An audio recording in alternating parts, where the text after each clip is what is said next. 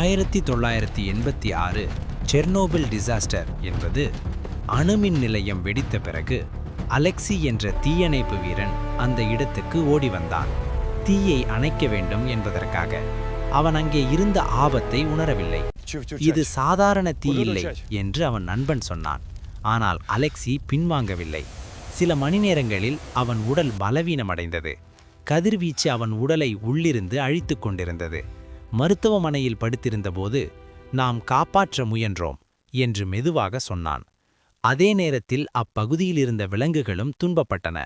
காட்டில் ஓடிய மான்கள் திசை தெரியாமல் சுழன்றன. சில பறவைகள் பறக்க முடியாமல் கீழே விழுந்தன. கதிர்வீச்சு மனிதருக்கும் விலங்குகளுக்கும் ஒரே மாதிரி வேதனை கொடுத்தது. பல ஆண்டுகள் கழித்தும் அந்த நிலம் இன்னும் முழுமையாக குணமடையவில்லை.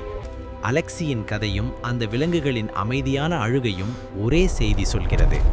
ஒரு சிறிய தவறு ஆயிரக்கணக்கான உயிர்களின் வாழ்க்கையை அழித்துவிட்டது.